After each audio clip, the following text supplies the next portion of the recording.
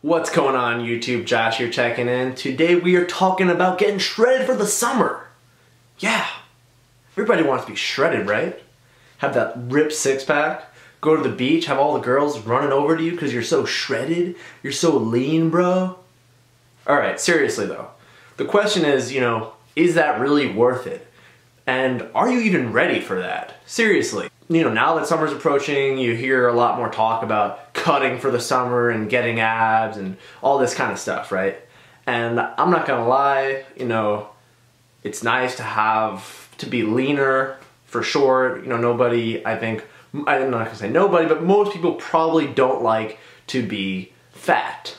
And I'm not suggesting that. But what I will say is that, from my experience at least, talking with friends and whatever, people who ask me for advice, a lot of people who want to get cut for the summer, get shredded, are just not ready to be doing that. And what do I mean? I mean, if you're a dude who's, say, 5'8" and weighs 155 pounds, and you lift weights, you do not need to be cutting. You need to be lifting more weights and eating more food and packing on some muscle. Hold on, why would you do that?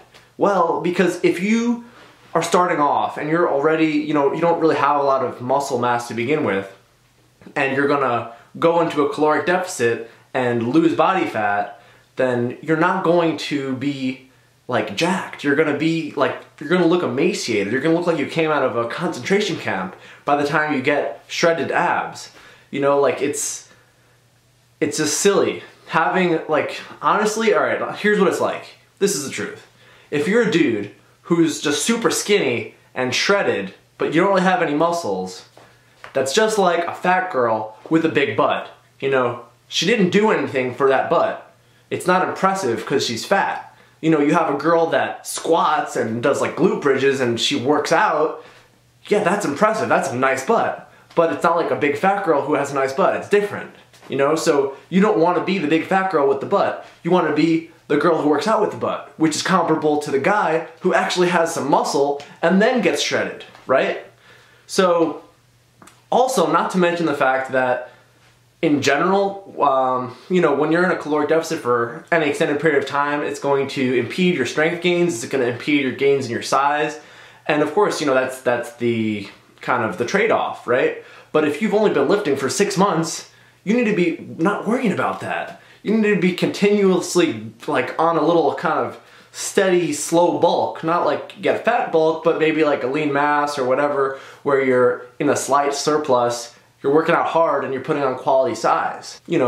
So one other thing to consider is the fact that being in a caloric deficit and cutting hard is mentally not very fun. It's pretty miserable. And I'm telling you this from somebody who has been relatively lean. I'll post up a picture of a few years ago when I had abs.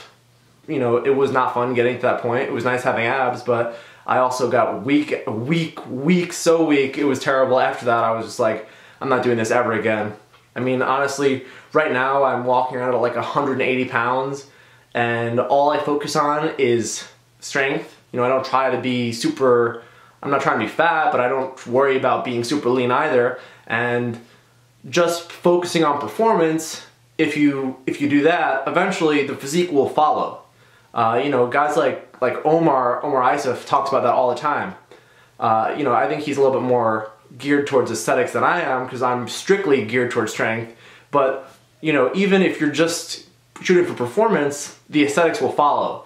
So this is actually a picture of just before my powerlifting meet, and I'm not shredded by any means, but I still have some semblance of abs even at 180 pounds, so it's something to consider. You might not be ready to be having those shredded abs this season.